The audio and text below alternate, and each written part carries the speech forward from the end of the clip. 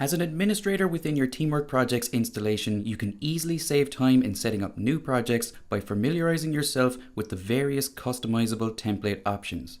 You can set up template emails, categories, and even task lists, and doing so is really easy. All we need to do is to go up here to the options drop-down on the top right and select settings, and then make sure that we're in the templates tab here. And in the templates tab here, we have several customizable options which we can use across all of our projects. So our first option here is that we can choose to set up a welcome email template. So this is an email that is sent out to any new users on your Teamwork Projects account. So if we want to add a welcome email here, we just need to select set message. And in the pop-up window here, we just add our message, and then we can save our template. Next, we have our list of task templates. So these are predefined lists of tasks that you can quickly add to any of your projects. So here we can see all of our task templates and how many tasks are within each template. If we want to edit any of these templates, we can easily do that by just selecting the edit button here. And now we can alter any of these tasks just like we would any other task list. And we can also easily add a new template up here. So here we can give our template a name, we can add any notes for our template, and we can also select who can view this template.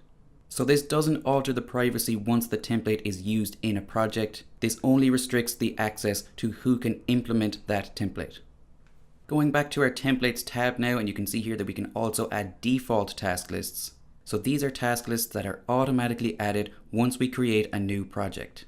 So if we have any default task lists, we can see them all here, or in this case, we can create a new default task list by selecting set up here. Then we can just select add task list in the pop-up window here. So we just need to give our task list a name. And now our task list has been added. We can continue adding more task lists here, or if we're happy, we can just select finished. And now you can see that our meetings default task list has been added into our list. Similarly, we can also add default message categories, default file categories, default notebook categories, and default link categories. We can also add default board columns for our board view. So again, we can see the list of our default board columns here. And if we select the edit option, we can choose to delete any of these options here, or we can add a new column. So I'm not going to add or delete any columns here, so I'll just select finished. And down here you can see that we can also add default projects. And when we select a project as a default project, that means that any new users in our projects account will automatically be added into that project. So we can add default projects for users in our own company, and we can add default projects for users in other companies. So if we want to add a default project, we just select set up here. So in the pop-up window here, we can search for a particular project, or we can scroll through our full list of projects here and add any of these projects as a default project for the owner company or any company. So let's say that I want the enterprise sales projects to be default for our company, and I want the company newsletter project to be a default for any company. Then we just select finished. And you can see that enterprise sales has been added to our own company, and the corporate newsletter project has been added to both our own company and other companies.